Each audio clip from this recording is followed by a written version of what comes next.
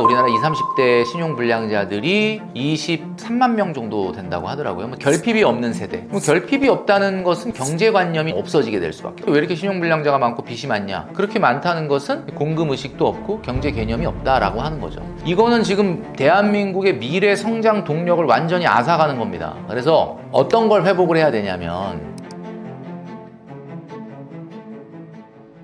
떠먹여주는 TV 구독자 여러분 안녕하십니까? 저는 머니트레이너 김경필입니다. 방송과 유튜브에서 많이 인사드리고 있는데요. 지난번에 한번 출연했을 때 좋은 댓글도 많이 달아주시고 또 많은 분들이 사랑해 주셔서 다시 한번 나오게 됐습니다.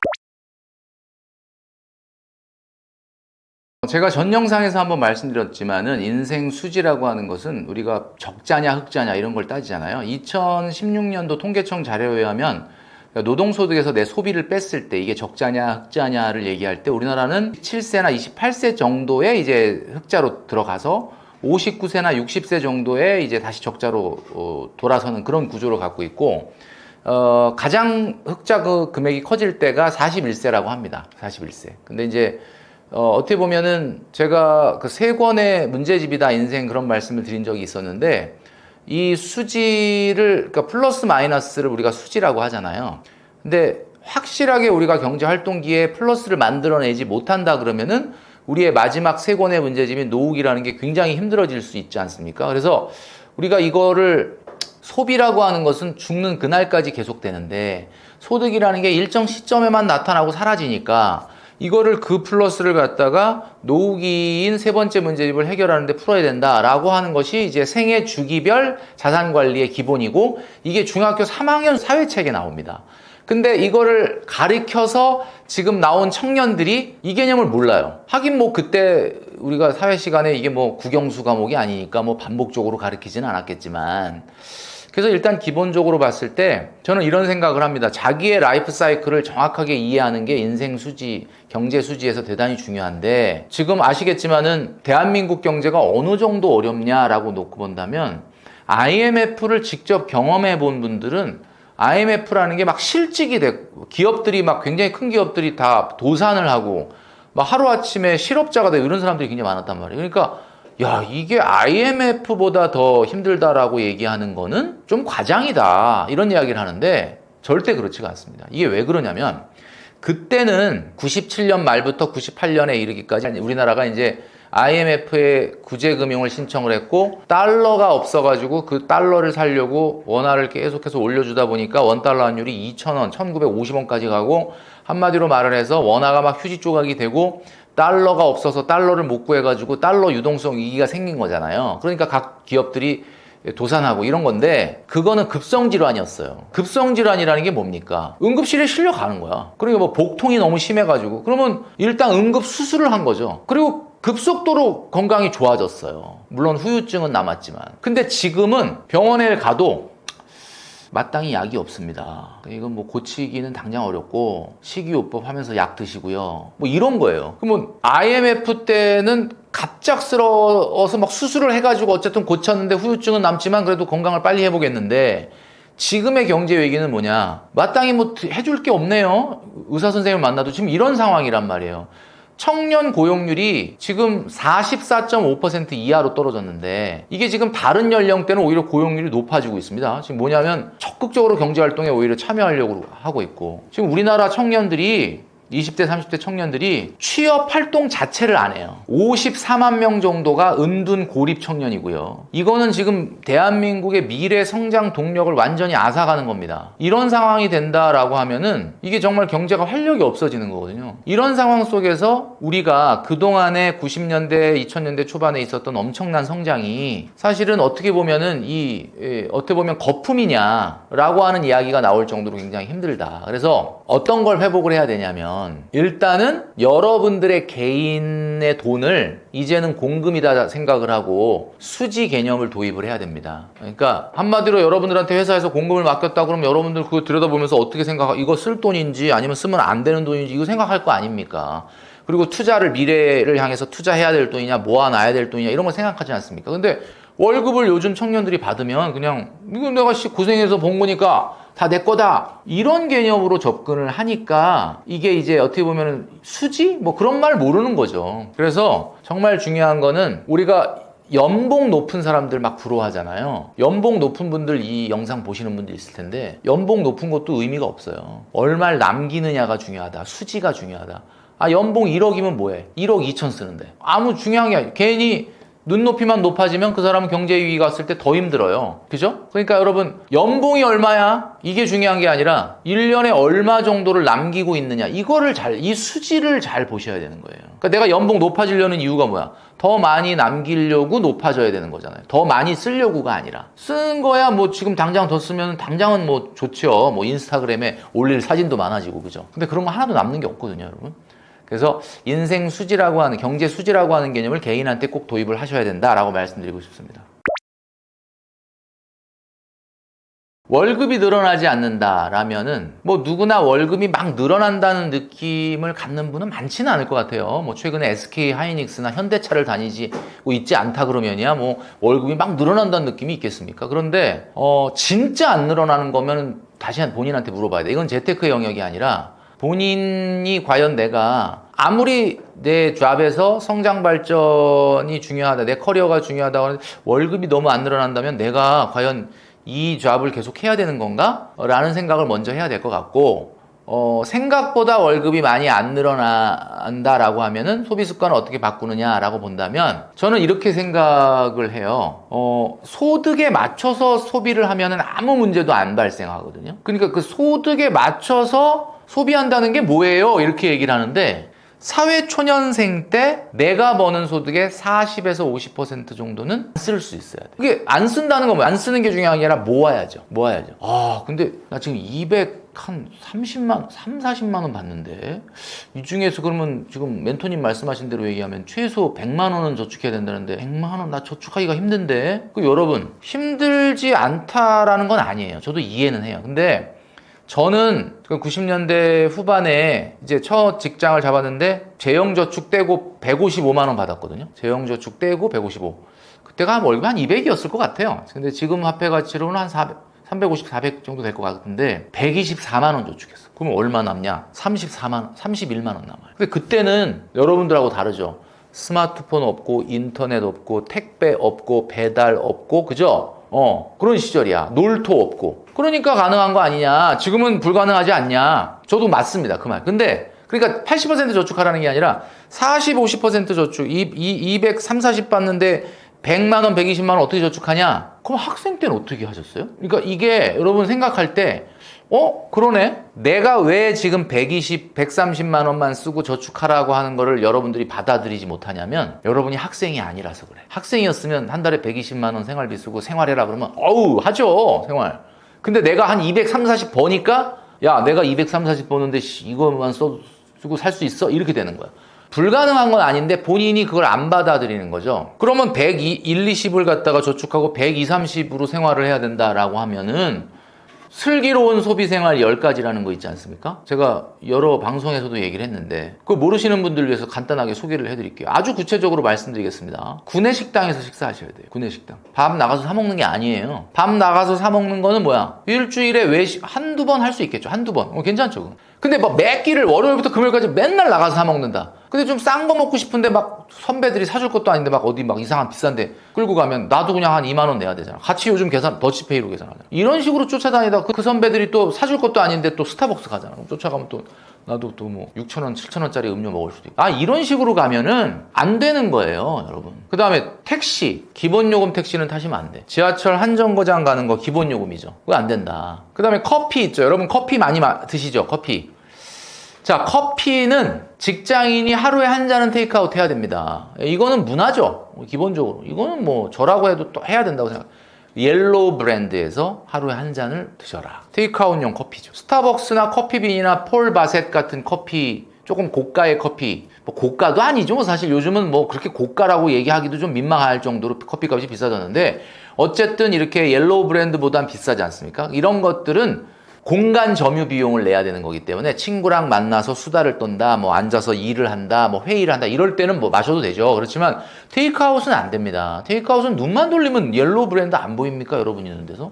테이크아웃 해야 된다. 이 테이크아웃이라는 게 미국 사람들한테 물어보면 어떤 개념인지 아시죠? 테이크아웃은 그 매장에서 먹다가 나가려고 그러는데 남았어. 이거 좀 테이크아웃 싸주세요. 이거예요. 이게 테이크아웃이지. 한국 사람들은 가갖고 그걸 이렇게는 안 합니다. 아시겠지만. 그 다음에 이벤트 비용도 여러분 3% 월급에 넘으면 안 된다. 그러니까 이벤트 비용이 뭡니까? 뭐 기념일, 생일 이런 거 챙기는 거잖아요. 그 다음에 여러분 옷 사는 거 있죠. 옷. 여러분 얼마나 신상 옷 자주 삽니까? 요즘은 여름이라서 뭐 티셔츠 사는 거 뭐 이런 거야 뭐 이렇게 아주 엄청난 브랜드가 아니면은 뭐 그렇게 비싼 건 아니겠지만 가을이나 겨울에 옷 살 때는 여러분 계절마다 매번 사시면 안 되고요. 경년제로 사셔라. 이렇게 말씀드릴 수 있습니다. 그리고 또 중요한 건 여러분 문화 레저비 있죠. 문화 레저비. 문화 레저비 몇 퍼센트입니까? 지금 제가 이거 물어봤는데 몇 퍼센트지? 이걸 모르는 것 자체가 지금 공금으로 관리를 안 하고 있다는 거예요. 월급. 문화 레저비라는 게 뭡니까? 뭐 옛날 기성세대들은 뭐 책 사보거나 영화 보는 거라고 그러는데 요즘은 영화 잘 안 보잖아요. 그러니까 요즘은 뭐야 뭐 공연을 본다, 뭐 책을 사서 본다, 취미 활동을 한다, 운동을 한다. 그 다음에 우리 여성분들은 뭐 네일 아트를 한다. 그 다음에 뭐 우리가 미용실 가야 되잖아요. 이 미용. 그 다음에 이제 젊은 분들도 요즘 가끔 얼굴에 레이저 좀 쐬줘야 되잖아. 이 미용 성형, 취미, 스포츠, 문화, 레저 이거 다 해서 소득의 10% 안으로 해결을 해야 돼요. 그럼 내가 230, 40이다 그러면 나는 20만 원 이상은 문화 레저비를 못 쓴다.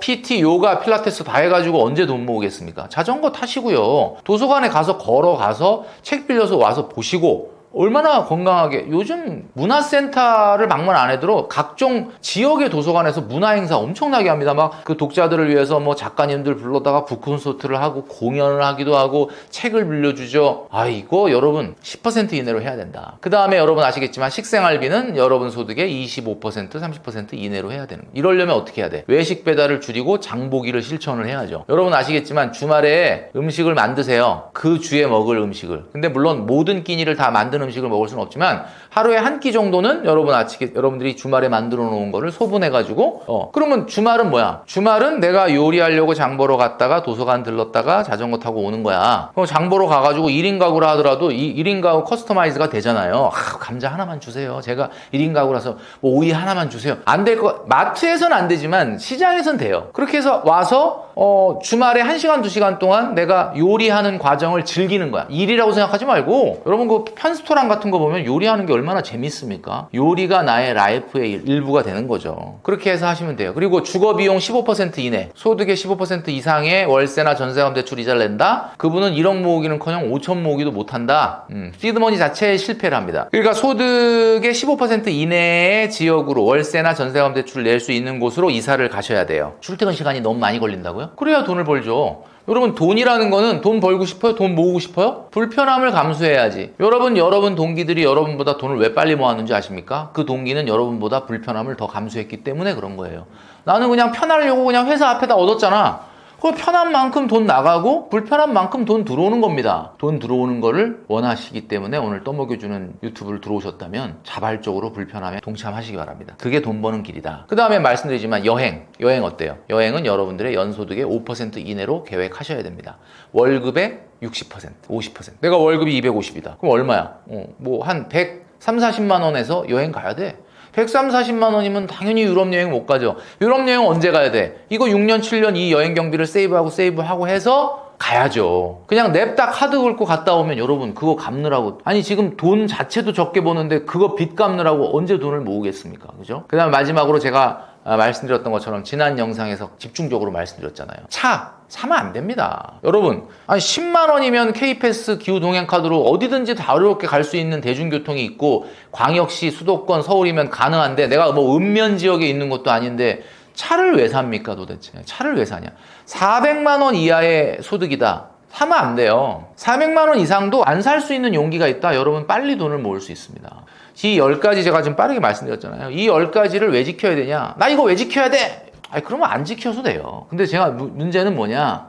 남들보다 빨리, 뭐 남들보다 빨리 그러니까 또 이것도 뭐 뭔가 경쟁과 비교가 되는데 분명히 말씀드리지만 5명 중에 1명만 자수성가형 부자가 됩니다. 이 세상은 8대2의 법칙이에요. 떠먹여주는 유튜브를 보신 수많은 분들 중에 20%만이 이걸 실천을 합니다. 그럼 여러분들이 실천을 할 거냐 안 할 거냐 여러분 자유예요. 그런데 중요한 거는 항상 성공은 소수의 것이라는 거. 우리 떠먹여주는 유튜브를 구독하시는 많은 분들은 성공을 지향하는 분이라고 믿습니다. 성공을 지향하려고 한다면 비범한 미래를 꿈꾼다면 비범한 행동을 오늘 하면 되는 거예요. 간단합니다. 그냥 비범하고 싶지 않은데 평범하고 싶은데 그럼 그냥 비범한 행동을 안 하면 되는 거죠. 그러면 자연히 평범해집니다. 미래는. 자, 이 부분을 꼭 기억하시면 좋겠습니다. 요게 이제 재작년 자료에 보니까 우리나라 20, 30대 신용불량자들이 23만 명 정도 된다고 하더라고요. 뭐 지금은 더 늘었을 것 같아요.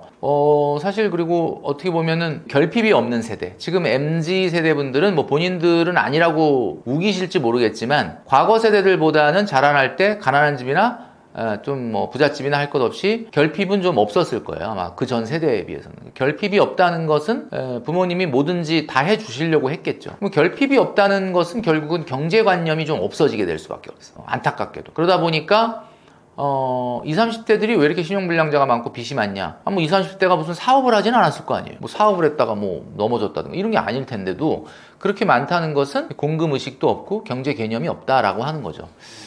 근데 이런 부분을 이제 들을 때 기분 나쁘다라고 얘기하지 마시고 돈이라고 하는 거는 이 세상에 정말로 절대로 피할 수 없는 세 가지가 있다고 하지 않습니까? 죽음, 세금, 소비. 절대 피할 수가 없고요. 죽는 그날까지 돈을 써야 돼. 소득은 죽는 그날까지 있지는 않잖아요. 그러니까 여러분들이 그런 면에서 여러분들의 밥그릇을 잘 챙기셔야 됩니다. 그러려면은 이 수입과 지출에 대한 개념을 좀 뚜렷하게 가져야 된다. 그 독립이 돼야 돼요. 독립. 많은 분들이 그래요. 신용점수 높이는 법 좀 알려주세요. 멘토님. 그래요. 여러분 다 알고 있지 않습니까? 신용점수라는 거는 제가 제 유튜브에서 한번 제 신용점수 공개했죠. 1000점 만점에 1000점입니다. 저도 1000점 되는데 꽤 오래 걸렸는데 하여튼 1000점이 됐어요 이제. 그럼 무슨 얘기는 뭐냐면 엄청나게 오랜 기간 오랜 커다란 빚을 꾸준히 갚았기 때문에 된 거죠. 자랑이 아니에요. 신용점수 1000점이라는 게 뭐예요? 와, 빚이 엄청 많았나 보다. 대출이 엄청 많았나 보다. 오랜 기간 갚았기 때문에 1000점이 된 겁니다. 그럼 여러분 신용점수 1000점 될 필요 있습니까? 필요 없거든요. 신용점수는 악화되는 거는 안 좋지만 높일 이유는 없어요. 왜 신용점수를 높이려고 합니까? 뭐 마이너스 통장, 신용대출 받을 때 뭐 이자 조금이라도 덜 내려고? 여러분, 청년 시절에 마이너스 통장은 받으면 안 됩니다. 마이너스 통장이라는 게 왜 필요하죠? 내가 사업을 해야 되는데 내 돈에다가 은행 돈을 빌려와서 사업을 한다. 뭐 그런 거는 인정합니다. 내가 집을 살려고 그러는데 내 돈 갖고 좀 안 돼서 주담대를 빌려다. 인정합니다. 여기까지는 대출이라고 봐요. 그런데 전세자금 대출, 이거 대출 아닙니다. 왜냐하면 전세자금 대출이라는 게 90년대 제가 신혼 때는 없었어요. 그때는 뭐야? 목돈을 모아야 결혼할 수 있었고 목돈 없으면 전세를 못 구했다. 안 그러면 월세를 내야 돼. 월세를 내면 느낌이 어떠냐면 잠이 안 와요. 배가 아파갖고 빨리 돈을 모아서 전세로 갈아타야 되겠다. 이 생각을 하는데 요즘은 전세자금 대출이 있으니까 돈이 없어도 그냥 전세자금 대출이자 내고 그냥 전세로 들어가. 이러니까는 개념이 이제 없어지게 된 거죠. 사실 최근에 집값 상승이라고 하는 것에 이 주범이 전세자금 대출이야. 내가 봤을 때는. 전세자금 대출을 안 해줘야 사람들이 돈을 모으고 돈을 모아야 전세 가고 전세 간 다음에 내 집을 마련하는데 이제는 뭐 돈도 없는데 그냥 그냥 월세 살아. 그냥 전세자금 대출 내. 그러면서 자꾸 아파트로 가려고 하니까 그게 사실은 버텀업 방식으로 집값을 밀어 올리는 하나의 요인이 되고 있는 거거든요. 그래서 여러분 아시겠지만 신용점수 높이려고 하지 마라. 마이너스 통장 만들지 마라. 마이너스 통장 왜 만들었습니까? 여러분 왜 썼습니까? 한번 잘 생각해 보세요. 은행 갔더니 만들려고 그래서 만들었죠? 처음에는 저 대출 필요 없어요. 안 받아요. 그러는데 그냥 대출 안 받으셔도 되고 그냥 만들어만 놓고 혹시 긴박한 일이 생기면은 그때 써라. 괜찮네. 그리고 그냥 만든 거야. 그리고 딱 나오면서 머릿속에 어떤 긴박한 일을 만들까? 이 생각을 하지 않습니까? 그러니까 여러분 만드시면 안 되는 거예요. 필요 없는 거예요. 뭐 현금 서비스, 카드론 이런 것만 문제가 되는 게 아니라 마이너스 통장도 문제고 전세자금 대출도 문제다. 이 말씀을 꼭 드리고 싶습니다. 사실 이거는 뭐 제가 객관적으로 딱 얘기하기는 어려운데 최근에 이렇게 경기가 어려워지게 되면 당연히 빚을 못 갚는 사람이 늘어날 것이고 빚을 못 갚는 사람이 늘어난다면 어떤 식으로든 금융기관에 데미지가 있겠죠. 다만 이제 신용이 굉장히 좋은 사람들 위주로만 빌려주는 1금융권은 뭐 나름대로는 안전하다고 볼 수가 있겠지만 이 금융권 같은 경우는 고금리에 어떻게 보면 신용이 좋지 않은 사람들한테도 돈을 빌려줬지 않았겠습니까? 그리고 뭐 여러분도 아시겠지만 부동산 PF 문제라든지 이런 것들은 아직 수면 위로 올라온 건 없지만 계속해서 이렇게 경제가 어렵고 그렇다라고 하면은 어떻게 보면 그것이 언젠가 문제가 될 수가 있습니다. 그래서 여러분 아시겠지만 금융소비자 포털이라고 하는 사이트가 있죠. 파인이라고 네이버에 치셔도 나오는데 거기 보면은 금융기관의 경영 분석이라고 하는 게 나옵니다. 거기 들어가 보면 뭐 예를 들면 BIS 비율이 어떻다든지 그 다음에 예를 들면은 그 여신이 성격이 어떤 성격이냐에 따라서 뭐 악성 채무가 몇 %가 되는지 이런 것들을 나오는 지표들을 볼 수 있는 사이트가 있어요. 그래서 뭐 사실 현재까지는 우리나라가 뭐 표면 위로 막 어떤 금융기관이 막 휘청휘청 된다 뭐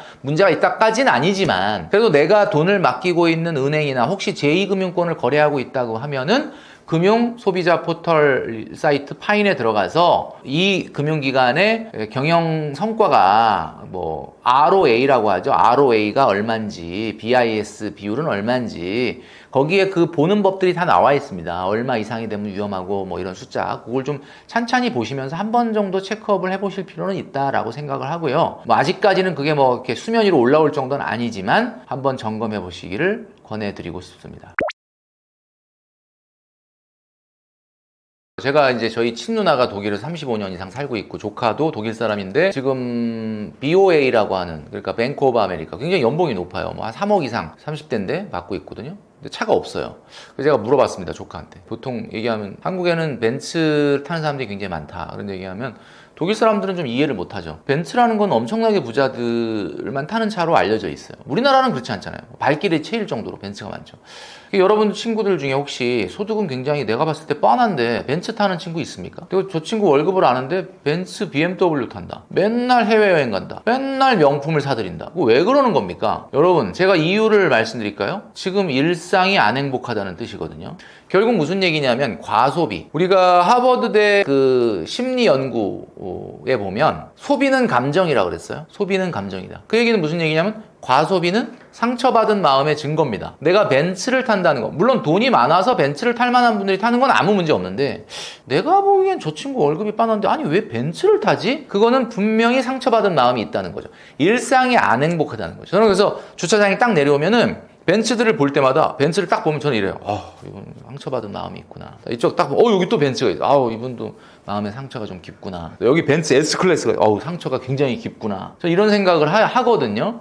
아니라고 여러분들이 말씀하실지 모르지만 그분들은 지금 일상이 안 행복하다는 뜻입니다. 결국 벤츠라고 하는 거는 한국 사람들에게 굉장히 특별한 의미가 있어요. 왜 그러냐? 성공했다라고 하는 이미지죠. 근데 독일 사람들한테 물어보면 그래요. 제가 조카한테 물어보면 얼마 정도 벌어야 벤츠 타냐? 이렇게 물어봤더니 놀랍게도 이 질문을 이해를 못해요. 나는 얼마 정도 벌면 탄다라고 얘기해 줄 줄 알고 물어본 건데 그 소득과 벤츠가 무슨 코릴레이션이 상관관계가 있냐라고 나한테 얘기하더라고요. 그래서 내가 아니 돈 많이 벌면 타는 거 아니야? 그랬더니 누가 벤츠를 타도 그 사람들은 벤츠를 타든 말든 아무 관심이 없어요. 근데 우리나라 사람들은 와 벤츠야 이래서 우리나라 사람들이 벤츠를 타는 거예요. 독일 사람들은 왜 벤츠를 안 타느냐? 벤츠를 타도 누가 벤츠를 주목해 주질 않거든요. 그러니까 우리나라 사람들은 한마디로 얘기해서 벤츠를 승차감이 좋아서 타는 건 아니잖아요. 하차감이 좋아서 타는 거죠. 그러니까 승차감은 제네시스가 더 좋아 요즘은 솔직히. 근데 하차감 때문에 타는 거 아닙니까? 미국 사람들도 좋은 차를 탑니다. 독일 사람들과 달리 우리나라 사람들하고 비슷하죠. 미국 사람들도 비싼 차를 타는데 뭐 자동차의 나라잖아요. 근데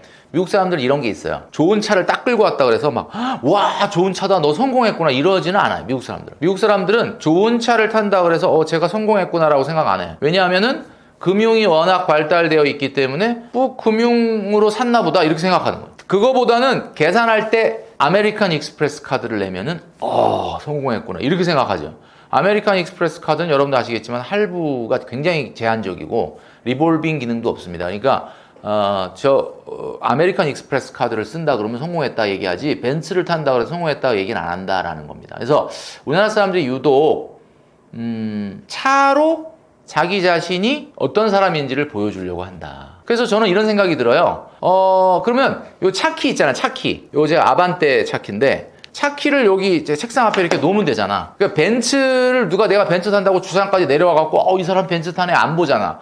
그러니까 차키만 벤츠를 사시면 어떨까라는 생각을 합니다. 여기 딱 올려놓으면은 벤츠, 딱 내려가면 아반떼. 이렇게 하면 되지 않을까라는 생각을 합니다.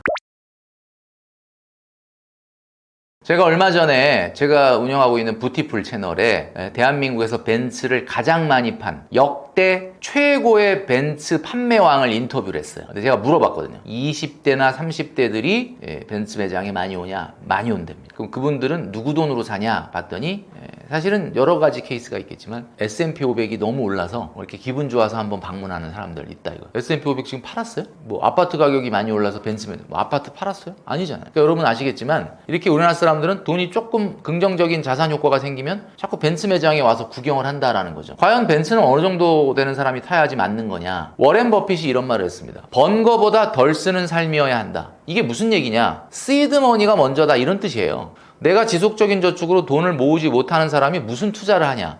자기가 버는 것보다 덜 쓰는 삶이 일단 우선이 돼야 된다라고 말했던 거죠. 그 얘기는 무슨 얘기냐?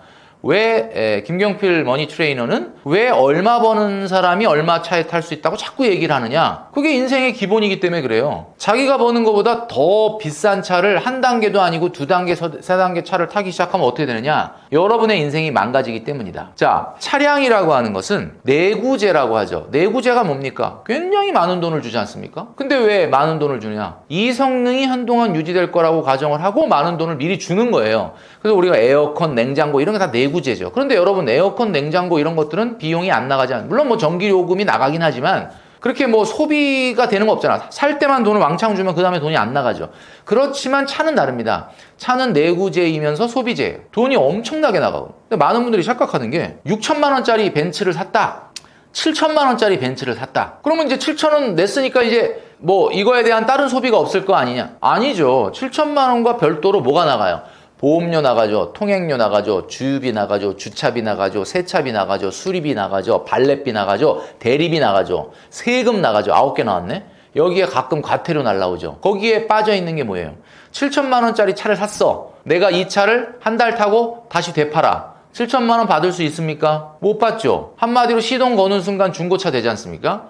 한 달에 차량 가격의 1%만큼 감가가 되니까 1년에 850만 원 정도가 없어져요. 그러면 이 얘기는 무슨 얘기냐면 원래 벤츠에 들어가는 유지비 플러스 감가가 소비되는 금액인데 누가 또 이걸 현금 주고 삽니까? 할부로 사면 할부 이자까지 감안을 하면 보통 차량 가격의 3% 정도가 월 유지비다 이렇게 보시면 되는 거죠. 얼마예요? 7천만 원짜리 7천만 원이면 제가 알기로는 벤츠 E클래스 정도 되지 않을까? 벤츠 E클래스 벤츠 E클래스를 타는 분들은 그러면 감가까지 따진다면은 한 달에 200만 원 정도 7321 그렇죠. 한 200만 원 정도는 무조건 유지비를 태우고 있는 거예요. 교통비가 200만 원 나가는 거다 이런 얘기입니다. 그러니까 한마디로 얘기해서 K패스나 기후동행 카드였으면 7, 8만 원으로 끝날 거를 200만 원을 지금 쓰고 있는 거예요. 물론 뭐 200만 원으로 내가 누릴 수 있는 게 있겠죠. 뭐 의시되고 자랑하고 그 다음에 내가 느끼는 만족감 뭐 내 마음대로 어디 갈 수 있다 뭐 있겠죠. 그러나 그 비용이 200이라는 건 아셔야 된다라는 겁니다. 자, 그러면 200만 원이 내가 교통비로 빠져나가도 내 인생에 아무 문제 없이 저축할 수 있고 미래를 준비할 수 있는 사람 얼마겠습니까? 저는 1,000만 원에서 최소 1,500만 원 정도 사이의 소득은 돼야 그러니까 월 소득입니다. 이것도 제가 얘기하면 또 막 받아 적는 분이 있죠. 1,000만 원에서 1,500이래. 그럼 어떻게 당신 1,000만 원, 1,500 벌어? 그러면 나 1,000만 원 벌지. 아 그래? 1,000만 원을 월급으로 타고 있는 겁니까? 아니면 1,000만 원을 번 적이 있다는 뜻입니까? 자영업자분들 잘 들으세요. 내가 1,000만 원 번 적이 있다. 그게 월급 1,000만 원 아니잖아요. 1,000만 원 번 적이 있다는 거잖아요. 내가 얘기하는 거는 여러분들의 스테이블하게 나오는 소득이 1,000에서 1,500 사이여야 한다는 뜻이에요. 그죠? 그러면은 이게 직장 생활하는 분들 같은 경우는 연봉이 얼마가 돼야 되냐면 2억은 돼야 돼. 뭐 사실 요즘 뭐 연봉 2억인 분들 꽤 많긴 하죠. 그분 정도 되면 벤츠 E클래스 타도 제가 뭐라고 안 하죠.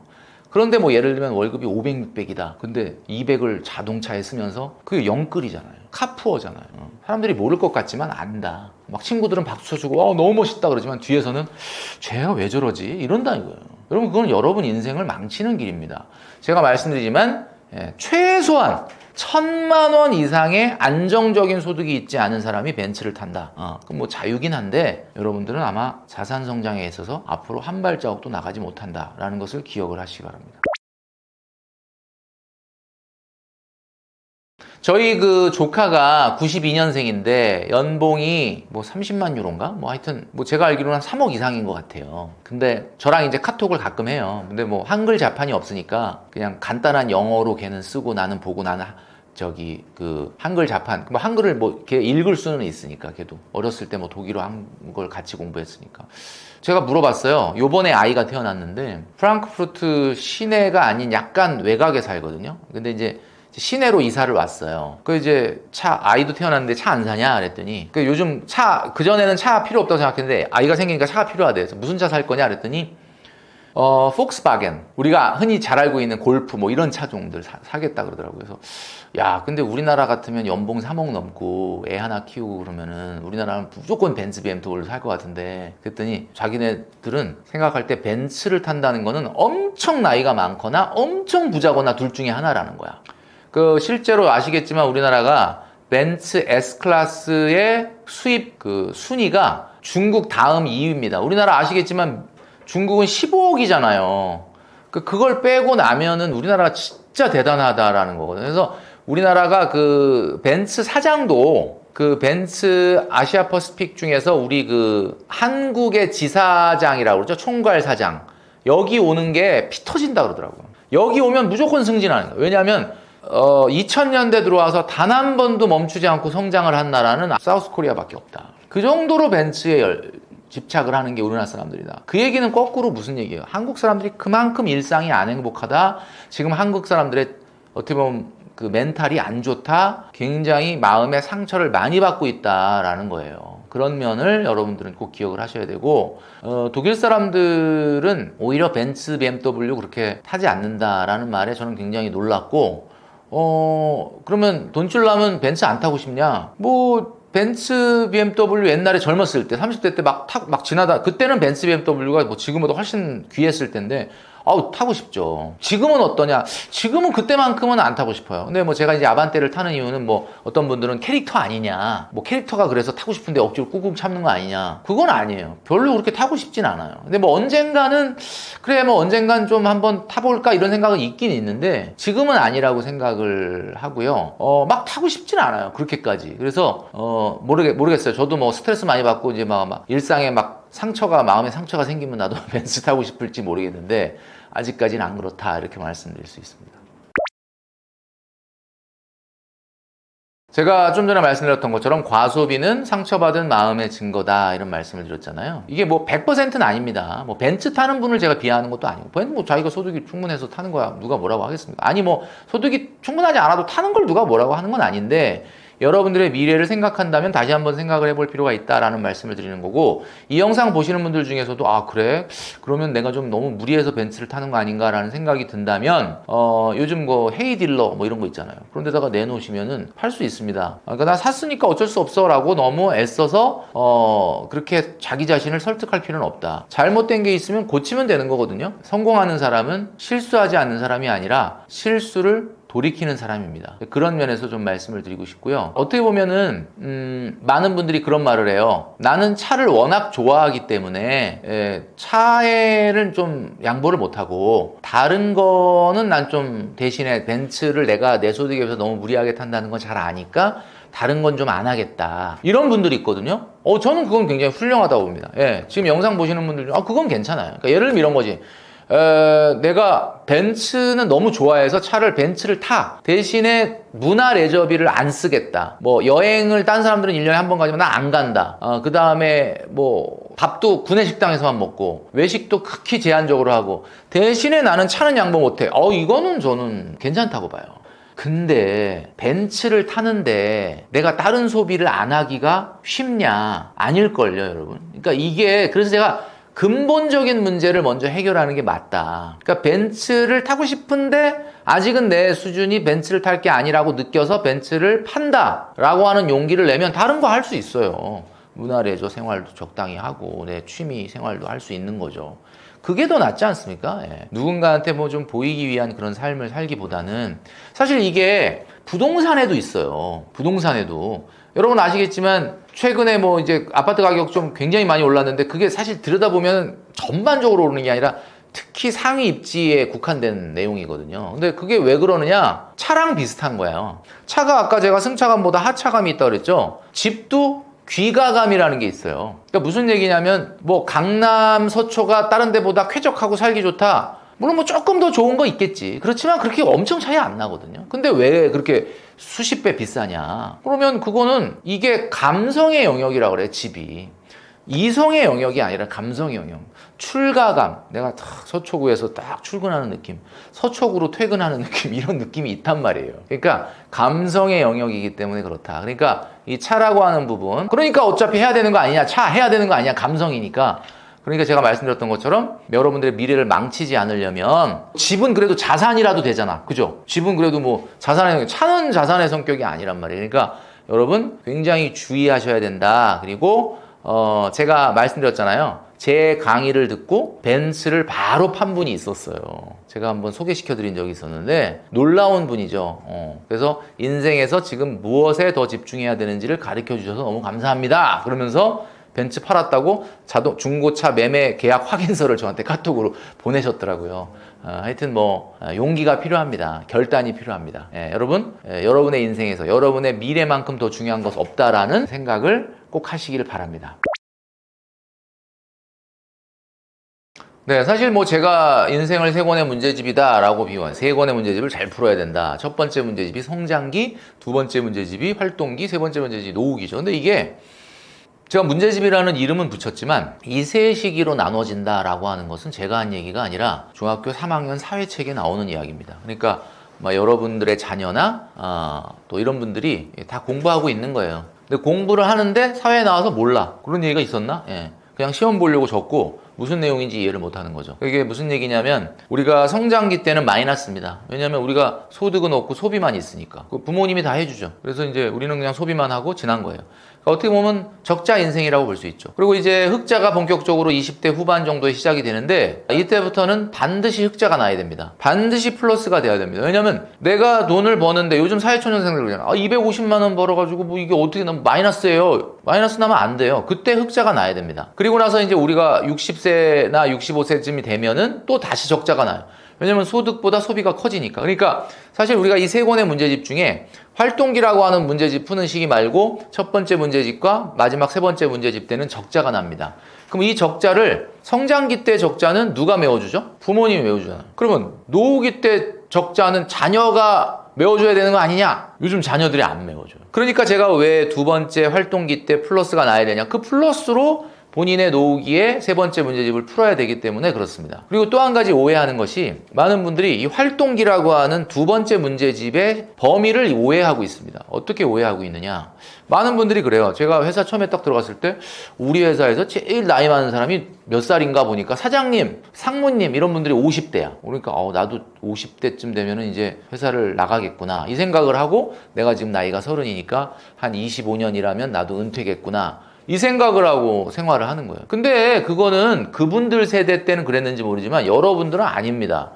지금 90년대생들의 평균 기대 수명이 거의 95세라고 하거든요. 그럼 이 얘기는 90년대 태어난 분들은 평균보다 더 안 건강해도 95세를 살 수도 있다. 그럼 조금 운이 나빠갖고 더 건강하면 어떻게 되는 거야? 그냥 바로 100세예요. 인류 역사상 일을 손에서 놓고 소득이 없는 상태에서 15년, 20년 이상을 살았던 인류는 없었습니다. 여러분이 처음이에요. 그러니까 결국 무슨 얘기냐? 우리가 머릿속에 있는 나도 그냥 우리 선배들처럼 내가 처음에 신입사원으로 입사했을 때처럼 그 사장님 나이 정도 되면 은퇴하는구나. 이건 대단한 착각입니다.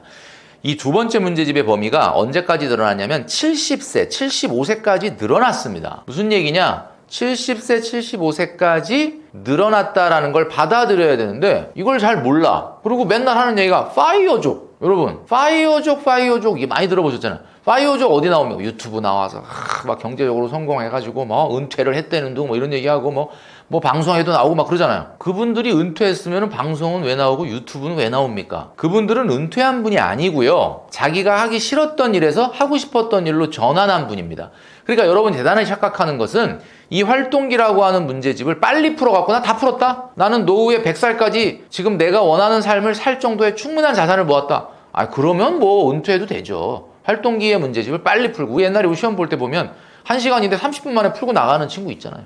그런 친구 둘 중에 하나죠. 엄청 공부를 잘하거나 아니면 시험을 포기하거나 둘 중에 하나인데 여러분 아시겠지만 이 부분을 꼭 기억을 하셔야 되고요. 그래서 야 그러면 이 얘기를 들어보면 많은 분들이 야 이거 큰일 났네. 나 진짜 일하기가 싫은데 이걸 어떻게 70세까지 일하냐. 여러분 지금 일하기가 싫은 이유는 여러분이 하는 일이 생계형 경제활동이라 그래요. 생계형 경제. 어느 날 여러분이 하고 싶은 자아실현형 경제활동을 하잖아요. 너무 일하고 싶어요. 진짜예요. 그러니까 여러분 생계형 경제활동을 20년, 25년 하고 나서 여러분이 10년, 15년은 어떻게 해야 돼? 자아실현형 경제활동으로 전환을 해야 돼. 그 전환을 준비해야 됩니다. 그러니까 생계형 경제활동이라는 게 여러분 너무 힘들죠? 사회 초년생들은 막 회사 가면 막 막내로서 막 힘든 일 내가 다 하고 그다음에 보수는 되게 작고 너무 힘들다. 근데 여러분 아시겠지만 놀고 싶지만 노는 선배님들 보세요. 정말 일하고 싶어 하시거든요. 이게 무슨 얘기냐면 이게 희한하게도 우리가 주말이 너무 좋은 이유는 뭐야? 평일이 있어서 그런 거야. 계속 놀아봐. 답답해요. 진짜 노는 것도 하루 이틀이지.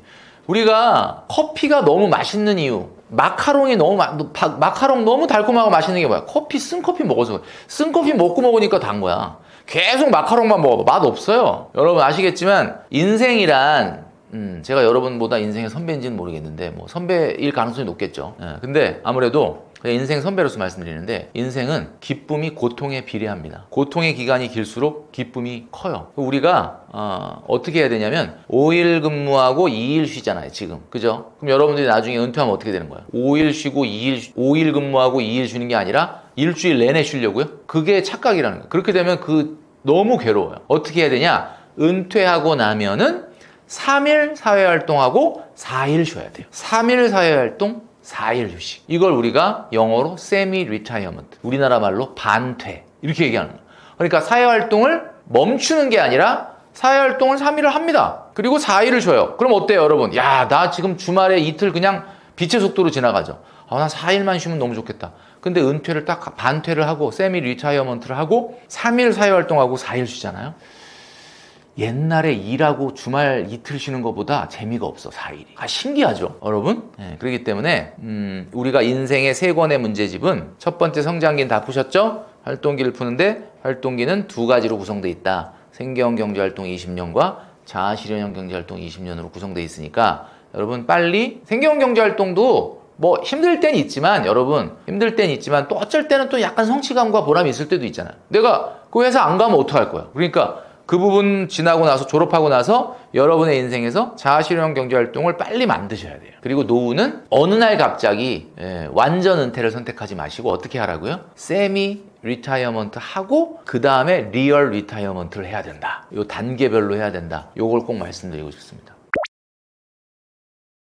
지금 이제 한 40대, 50대? 이분들이 마처 세대인 것 같아요. 그러니까 마처 세대라고 하는 건 여러분 아시겠지만은 부모님을 부양하는 마지막 세대이자 그죠? 자녀에게 부양받지 못하는 처음 세대다. 뭐 이런 말인데 너무나 정확한 표현인 것 같아요.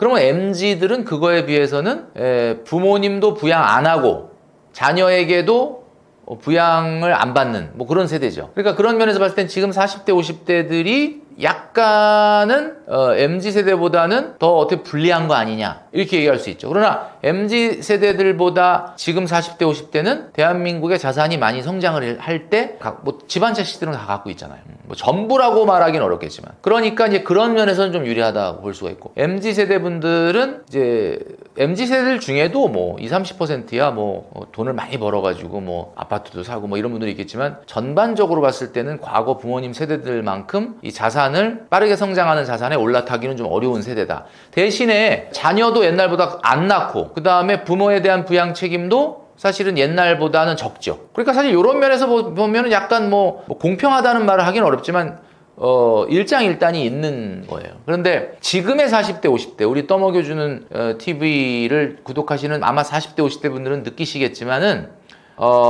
부모님에 대한 부양을 완전히 우리가 안 할 수가 없어. 뭐 경제적인 형편이 좋은 사람이나 큰 사람이나 적은 사람이나 똑같이 해야 된다는 거죠. 그러면서도 본인 노후 준비를 해야 되고 자녀들도 조금 챙겨야 된다. 그러니까 아마 이걸 중간에 낀 세대라고 하잖아. 그래서 지금 인생 수지 적자가 2016년도 통계청 발표에 하면 우리나라가 41세 때가 가장 인생의 흑자 시기라고 하더라고요. 2016년 기준으로 3천만 원 정도 된대요.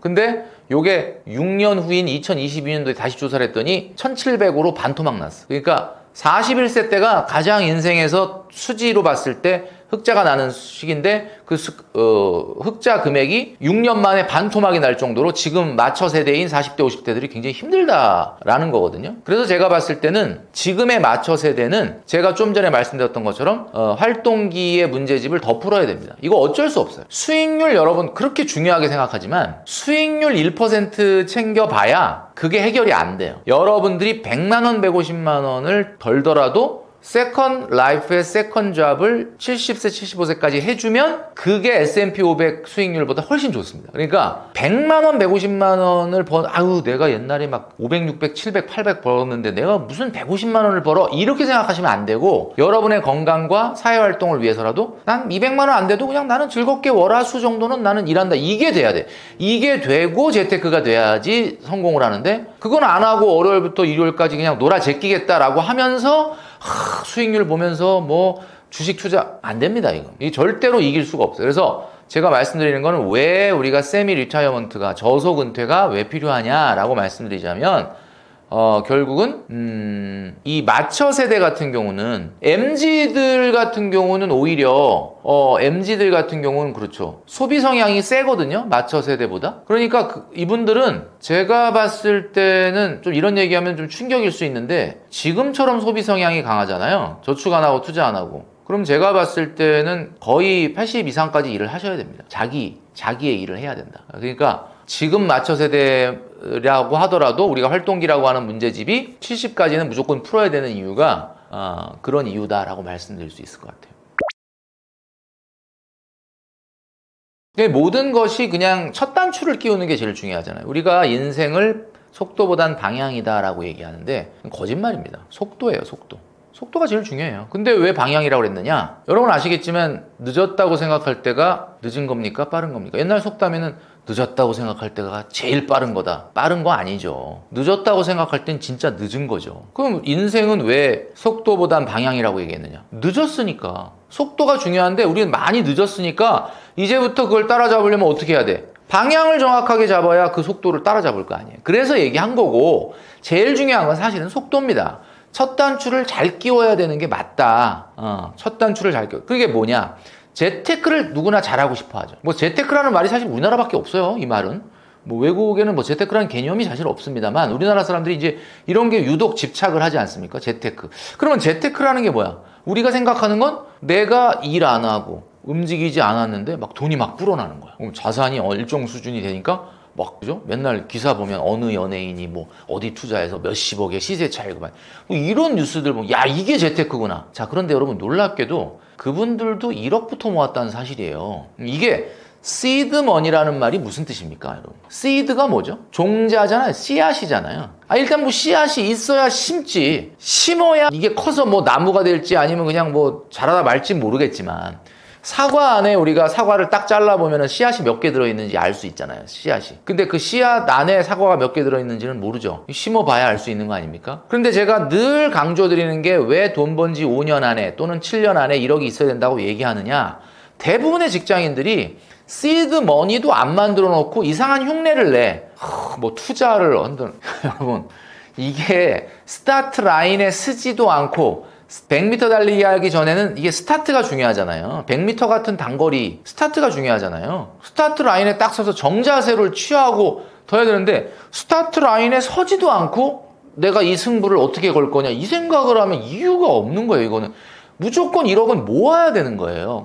그러면 1억을 투자로 만들면 안 됩니까? 안 돼요. 왜 안 되냐? 1억을 모은다는 거는 1억이라고 하는 건 비행기가 비행하는 거랑 똑같다고 말씀드렸지 않습니까? 비행기가 비행을 하려면 고도 1만 미터에 올라가야 된다 그랬잖아요.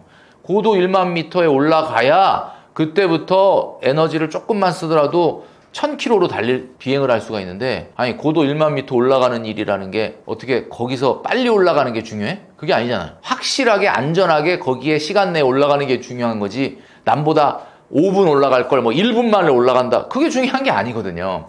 그래서 1억 원을 제발 모아라. 근데 왜 5년 7년을 얘기했느냐, 아무리 월급이 작은 사람도 5년 안에 모아야 됩니다. 왜 그러냐, 진짜 적다면 7년 안에 모아야 된다. 이 5년이라고 하는 걸 5년 안에 모으려면 어떻게 해야 돼요?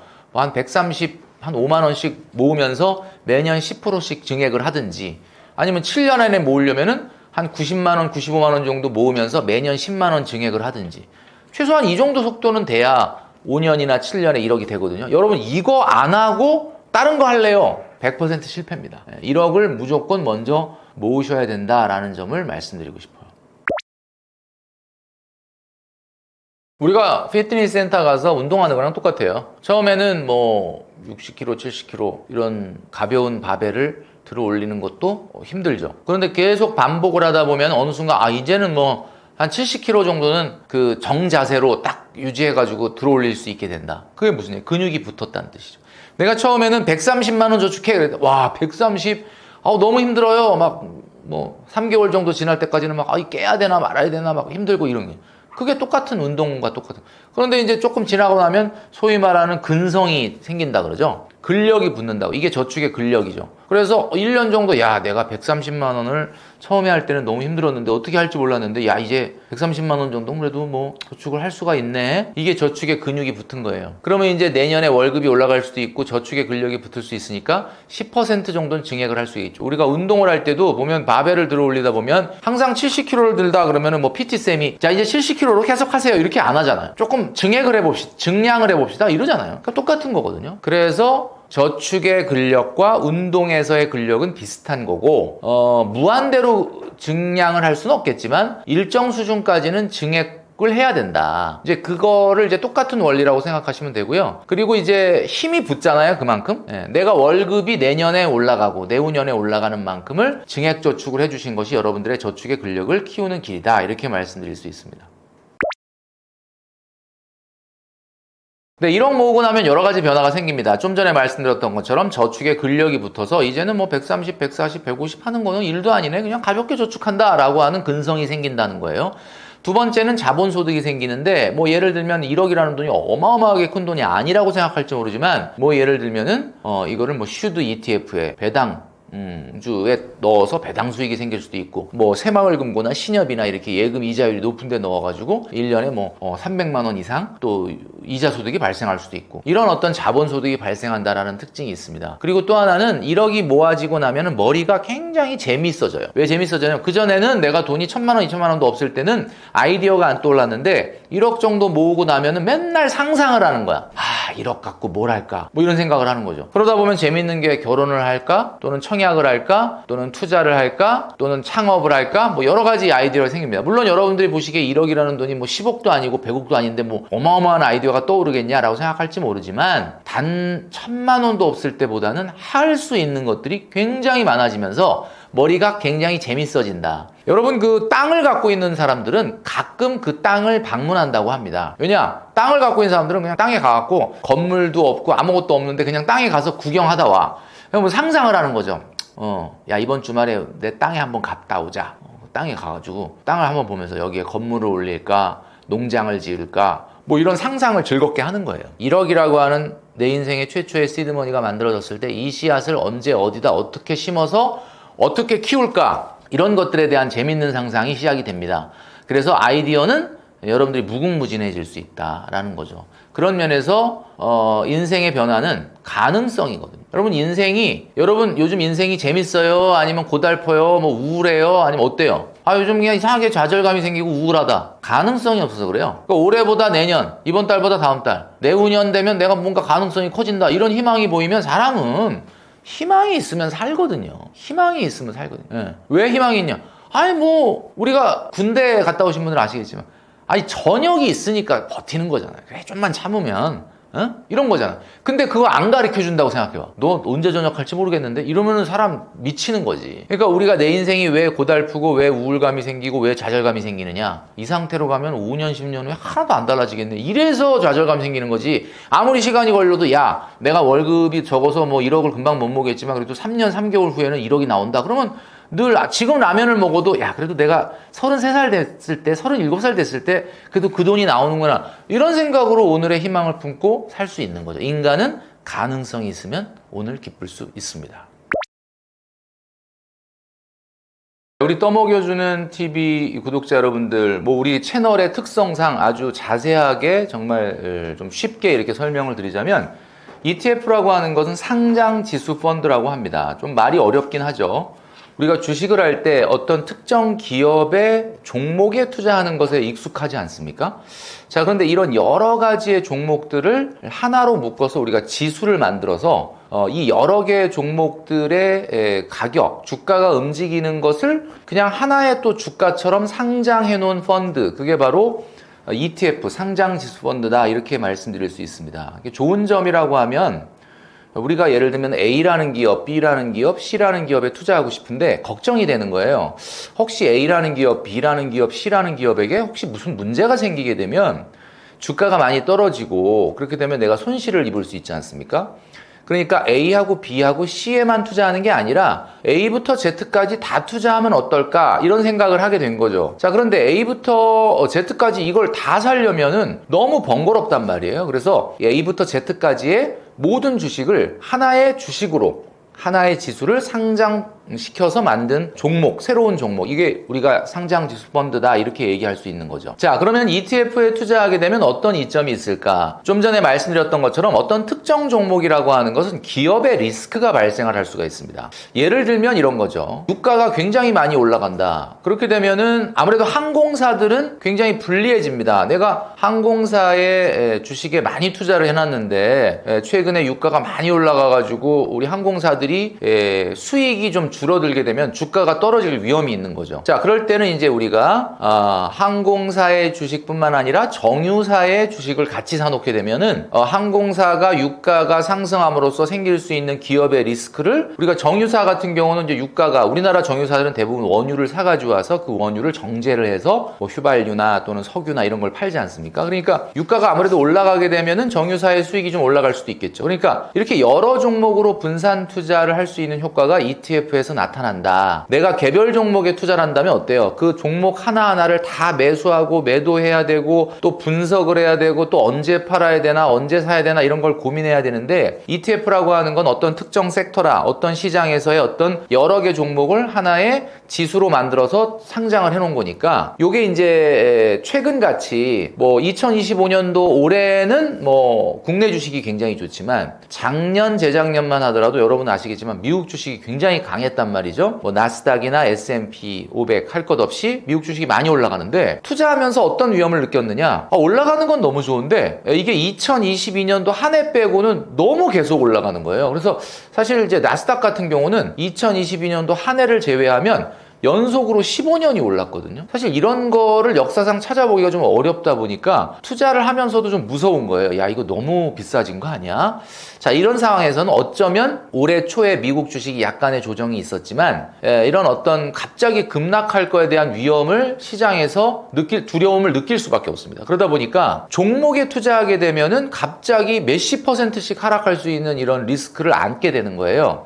그러니까 ETF 같이 이렇게 상장지수 펀드에 그러니까 자동으로 분산 투자할 수 있는 지수에 투자를 하게 되면 혹시 하락장이 오더라도 상대적으로는 약간 좀 둔감하게 경기에 반응할 수 있고 주식 하락에 반응할 수 있기 때문에 그래서 최근에는 ETF를 좀 선호하는 분들이 많다. 이게 이제 첫 번째 이유고요. 두 번째 이유는 최근에 주식 투자에 대한 저변이 넓어졌습니다. 제가 지난번에 나와서 말씀드렸던 것처럼 우리 사회 초년생이라고 하면은 뭐가 가장 중요하죠? 1억 모으기가 제일 중요합니다. 그러니까 1억을 모을 때까지는 좀 위험 자산보다는 저축을 하자라고 말씀드렸어요. 왜냐하면은 때는 수익률이 중요한 게 아니라 일단 5,001억을 만드는 게 중요하기 때문에 최근에 이제 돈줄남의 김경필 머니 트레이너의 이 영상들을 보면서 1억 모으기를 시도하는 국민들이 굉장히 많거든요. 그러다 보니까 이제 최근에 5,001억을 모아서 댓글에 보면은 머니 트레이너님이 얘기하는 1억 모으기 하다가 속도가 나서 1억 5천이 됐어요, 2억이 됐어, 이런 분들이 굉장히 많다. 그러니까 이런 분들은 이제는 목돈 1억 2억은 모았으니까 이걸 뭔가 좀 분산 투자를 하고 싶은 욕구가 있는 거예요. 그런데 막상 주식에 들어가려다 보니까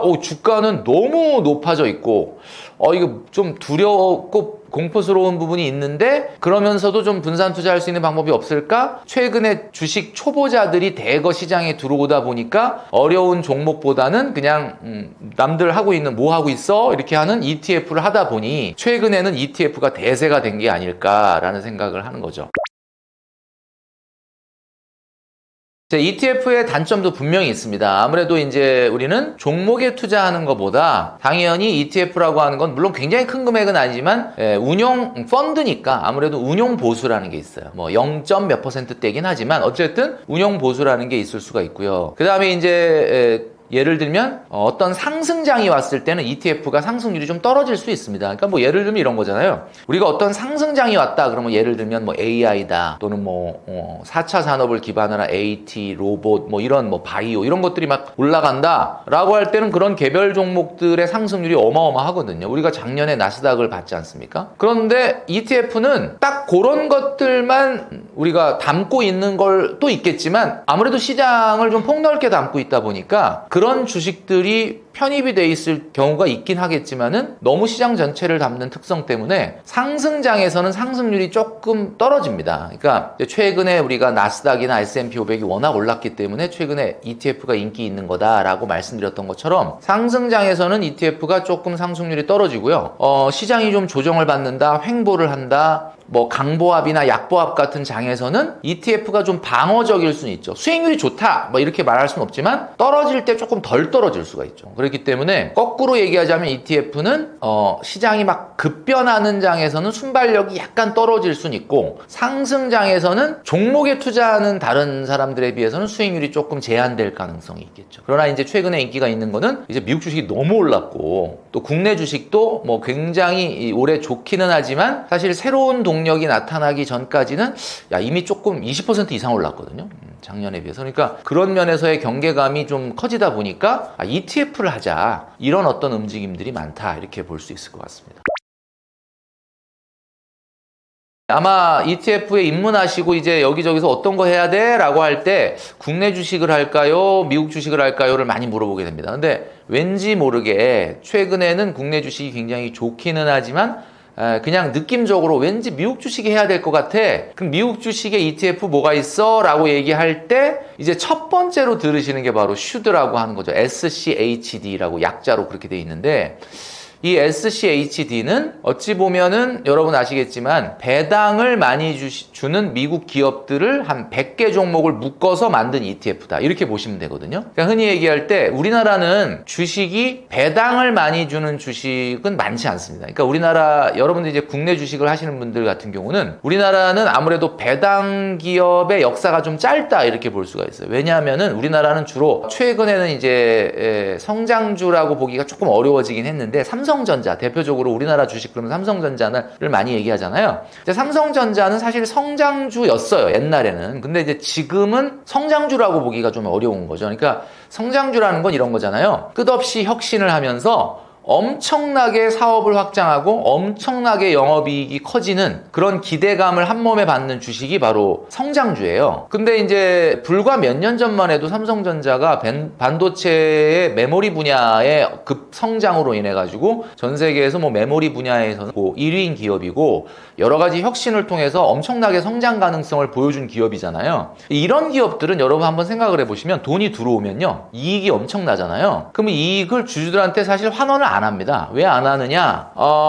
이 뭔가 다른 쫓아오는 그 기업들과의 기술 격차를 벌리기 위해서 R&D에다가 엄청나게 투자를 해야 돼. 그러니까 주주들도 다 이해를 해요. 우리가 지금 엄청나게 성장을 하고 있는데 이 기술 혁신을 통해서 기술 격차를 따라오는 기업들과 벌리기 위해서는 우리가 이 배당에 집중할 때가 아니라, 그러니까 벌어들인 이익을 주주들한테 환원하는 것보다는 새로운 기술 개발을 위한 R&D에 투자해야 됩니다. 이렇게 설득을 주주총회에서 해도 대부분 주주들이 고개를 끄덕끄덕 하면서 이해한다는 거죠. 그러다 보니까 우리나라 기업들은 대부분 성장을 추구하는 기업들이 많다 보니 사실은 배당의 역사가 짧아요. 뭐 최근에는 뭐 삼성전자도 배당을 높이고 있긴 하지만 과거보다 높아졌다는 거지 배당의 역사는 좀 짧거든요. 그러니까 우리나라의 모든 기업들은 대부분 배당을 많이 한 역사가 짧다. 반면에 미국 주식 같은 경우는 미국은 뭐 배당의 역사가 굉장히 깁니다. 그러니까 예를 들면 뭐 테슬라라든지 뭐 아마존이라든지 우리가 알고 있는 무슨 애플이라든지 이런 무슨 성장 기업들, IT 기업들 좀 어떻게 보면은 AI를 기반으로 해서 굉장히 그 고도 성장을 기대감을 모으는 이런 주식들은 이제 배당 같은 거를 뭐 거의 안 하지만 우리가 잘 모르지만 미국이라고 하는 소비의 국가잖아요. 그러니까 정말 오래된 기업들이 많거든요. 뭐 100년 가까이 된 기업들, 그런 기업들 같은 경우는 막 성장을 하진 않지만 꾸준히 어떤 전통적 산업, 그러니까 주로 소비재가 되겠죠. 뭐 우리가 흔히 쓰고 있는 뭐 세제나 그 다음에 어떤 소비재들 있지 않습니까? 수많은 소비재들, 이런 것들을 만드는 전통 기업들 같은 경우는 엄청나게 이익의 성장을 기대하기는 어렵지만 그 사업이 그렇게 망할 사업이 아니다 보니까 오랜 기간 동안 계속해서 돈을 벌고 그 번 이익을 주로 R&D에 투자할 필요가 없는 거예요. 그러다 보니까 미국은 매년 주주들에게 그 이익의 일정 부분을 배당을 해줍니다. 그러다 보니까 미국은 어느 순간 주식 투자를 하는데, 내가 이 주식을 보통 우리 일반적인 사람들은 종목을 주식 투자한다 그러면 솔직히 2, 3년 이상 잘 안 갖고 있거든요. 왜냐하면 이게 무서워서 뭐 떨어질 것 같으면 또 팔고 다른 거 사고 그러잖아요. 근데 미국 사람들은 이게 굉장히 오래된 소비재 기업들 같은 경우는 그냥 그 주식을 갖고만 있어도 계속해서 막 연 2%, 3%, 4% 이렇게 배당을 주니까 어느 순간 이거 주식인 걸 까먹어요. 왜냐면은 채권인 걸로 착각을 하는 거예요. 계속해서 배당을 주니까 이게 주식인가 채권인가 헷갈리게 된다. 그러다 보니까 이런 종목들은 안정적인 배당을 주게 되고 주식이지만 주가가 매우 안정적이다. 주가가 매우 안정적이다라는 말은 주가가 오른다는 뜻은 아닙니다. 잘 안 오르는데 그렇다고 막 급락을 하지도 않아. 그러니까 그냥 채권 사놨다 생각을 하고 사실 요즘 채권 수익률 이상으로 배당을 해주는 미국 기업들이 많이 있으니까 그런 걸 갖고 있으면 굉장히 괜찮다. 그래서 미국의 그런 전통적인 배당을 꾸준히 해주는 기업들을 100개를 골라서 만들어 놓은 찰스 슈왑이라고 하는 미국 자산운용사가 만든 이 배당 성장주 ETF가 바로 슈드라고 하는 거예요. 그러니까 이제 이게 가장 또 많이 알려져 있고 또 거래량도 많고 하다 보니까 이제 한국 사람들한테 인기가 있는 거고, 직전 평균 1년 기준으로 했을 때 배당 수익률이 주가, 그러니까 이제 우리가 시가라고 하죠. 주가 대비 3.95% 정도 됐거든요. 물론 이건 조금씩 바뀌긴 하는데, 그러면 한번 생각해 보십시오. 내가 슈드를 한 100만 원어치 1000만 원어치 사놨다. 그러면 3.95%면 얼마냐면 거의 40만 원 정도의 배당이 연간 나온다. 근데 이 배당이 1년에 한 번 주는 게 아니라 분기 배당을 합니다. 그러니까 3개월에 한 번씩 이렇게 주는데 3개월에 한 번씩 3.95를 주는 건 아니고 분기 배당을 해서 1년 배당이 주가의 한 거의 3.95% 정도가 줬으니까 요즘 어때요? 우리나라 예금 금리 어떻습니까, 여러분? 요즘 뭐 세금 떼면 ISA 계좌에 운용을 해도 한 2% 조금 넘을까 말까거든요. 그럼 이걸 따지면 그러면은 배당으로 4% 가까이 주면 거의 2배, 예금 이자율의 2배가 나오는 거죠. 물론 예금은 원금이 보장이 되는 리스크 프리 에셋이고, 이 미국 주식 그 슈드는 아무래도 주식이니까 그 주가가 원금이 움직여 버려서 만약에 낮아지게 되면은 당연히 이제 뭐 그거는 예금하고 비교할 건 아니긴 하지만, 제가 좀 전에 말씀드렸던 것처럼 어때요? 전통적으로 계속해서 배당을 주는 기업들은 투자자들이 이걸 주식으로 인식을 안 하고 채권으로 인식하기 때문에 주가가 뭐 빠지겠어 이렇게 되다 보니까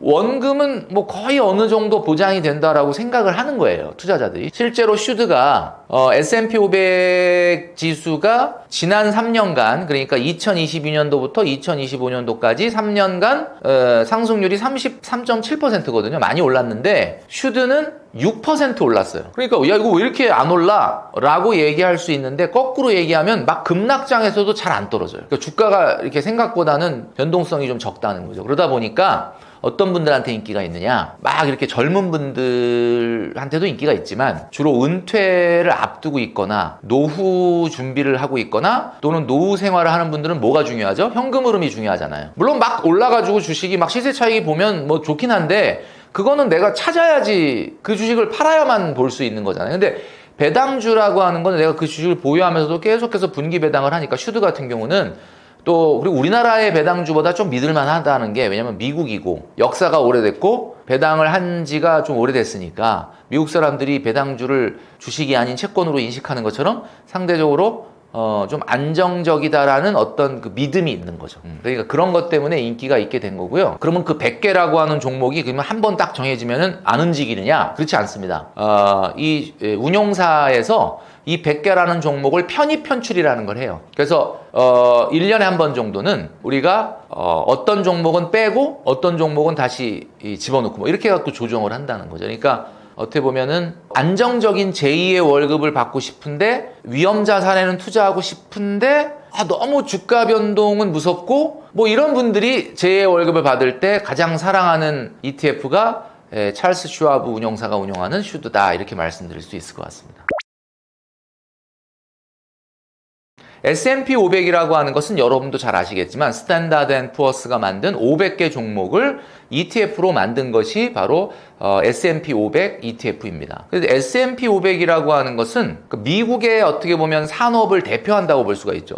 공업 분야에서 400개 종목, 운수 분야에서 20개 종목, 그리고 공공 분야에서 40개 종목, 그리고 뭐 금융 분야에서 뭐 20개 종목 이런 식으로 해서 500개를 만든 거예요. 그러니까 어떤 특정한 섹터에 편중됐다기보다는 현재 미국의 산업을 가장 대표할 수 있는 기업들을 500개로 묶은 거예요. 그래서 우리가 야 미국 주식이 요즘 어때? 라고 얘기할 때 뭐 다우존스도 있고 나스닥도 있지만 주로 S&P 500을 많이 얘기합니다. 그래서 S&P 500이 어떻게 보면 가장 대표적인 미국의 지금 상황을 보여주는 거다 이렇게 말씀드릴 수 있죠. 그러니까 아무래도 S&P 500은 배당주도 있지만 배당을 안 주는 성장주들도 많이 들어있어요. 그러다 보니까 S&P 500 ETF의 배당 수익률을 딱 보면 조금 운용 펀드에 따라 좀 다르긴 한데 1.6, 1.7 뭐 요 정도 왔다 갔다 하거든요. 그러니까 아까 제가 말씀드렸던 슈드는 막 3.95%라고 했잖아요.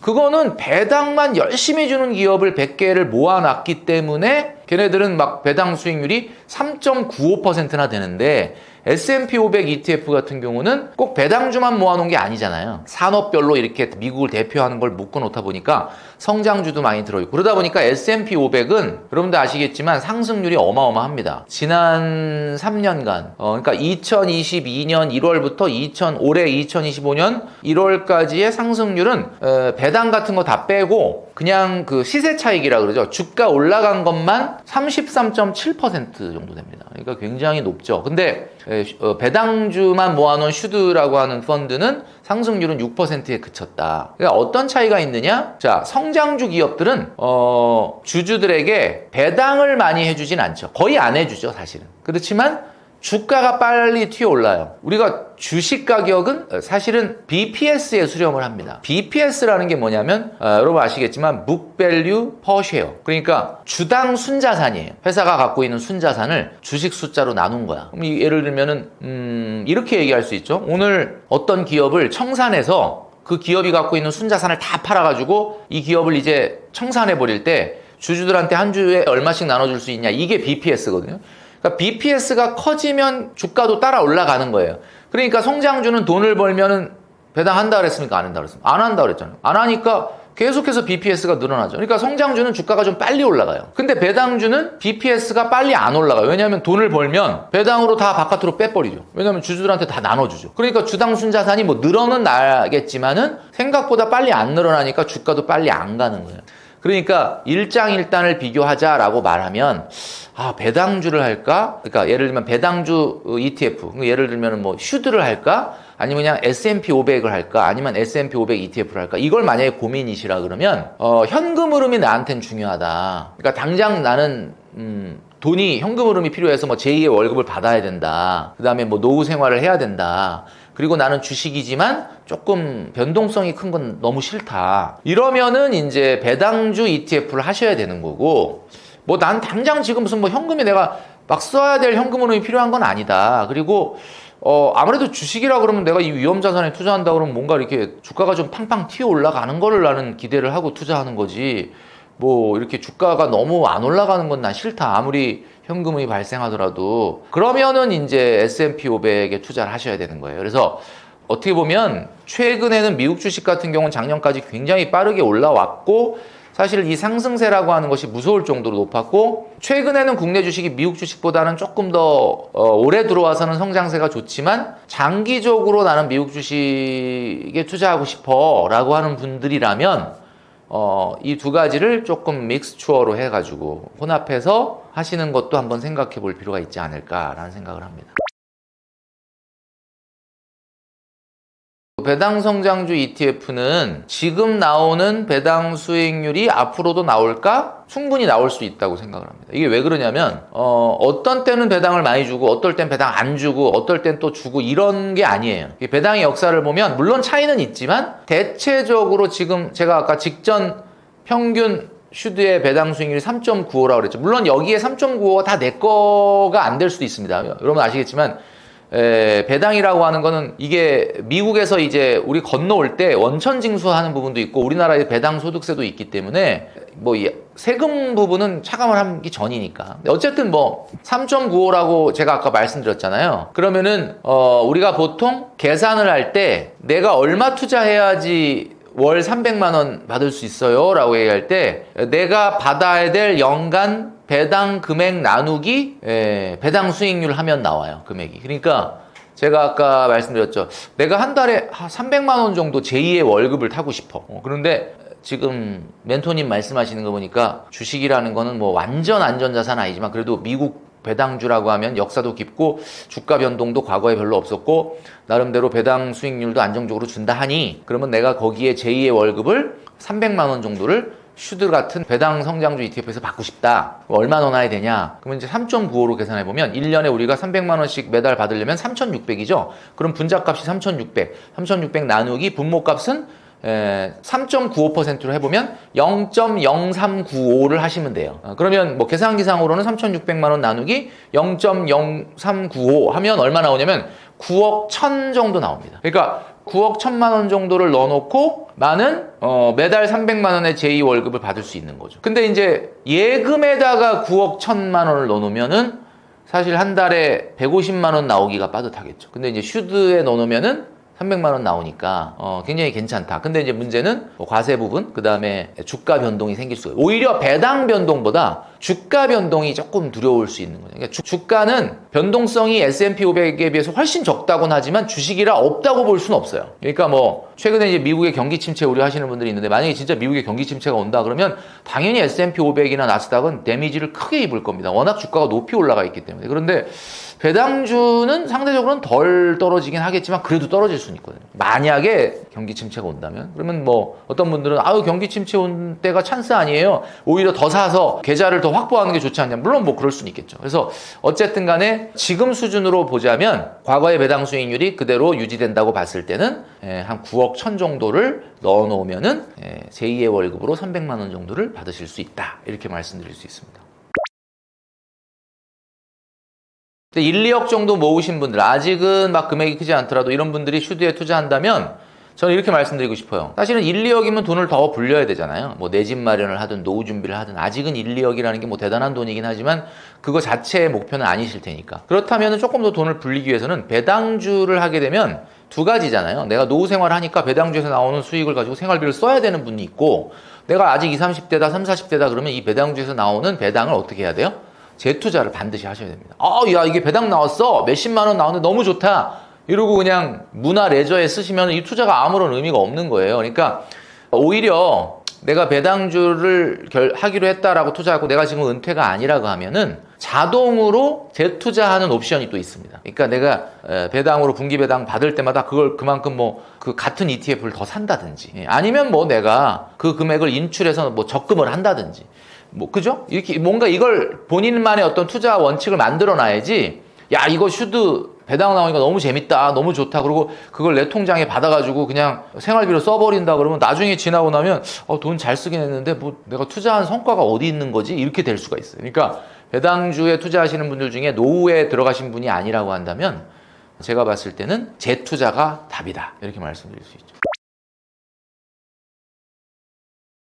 떠먹여주는 TV 구독자 여러분, 머니트레이너 김경필이었습니다. 오늘 제가 말씀드렸던 내용 중에서 사실 뭐 부동산에 관련된 내용은 좀 없었는데 제가 이번에 신간 책을 냈습니다.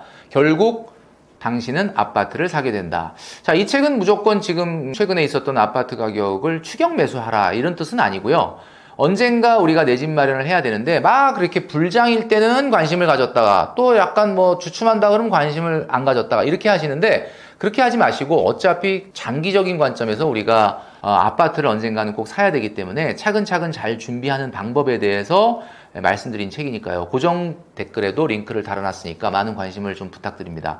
떠먹여주는 TV 유튜브를 구독하시는 많은 여러분, 제가 늘 말씀드리지만 가장 중요한 건 위기 때 기회를 잡는 사람들이 많다라는 겁니다. 이 위기의 상황 속에서 우리 유튜브를 보시면서 많은 인사이트를 얻으실 텐데 중요한 거는 그렇구나 라고 넘어가는 게 아니라 지금 내가 들었던 거에서 굉장히 인상적이었던 거 한두 가지를 꼭 메모를 하셔서 여러분 것으로 실천을 하시면 여러분들은 미래가 달라지게 될 것이다 라고 저는 말씀드리고 싶습니다. 자, 여러분 제가 말씀드렸던 내용 중에 한두 가지라도 마음에 와닿는 부분이 있다면 실천하시는 여러분 되시기를 바라겠습니다.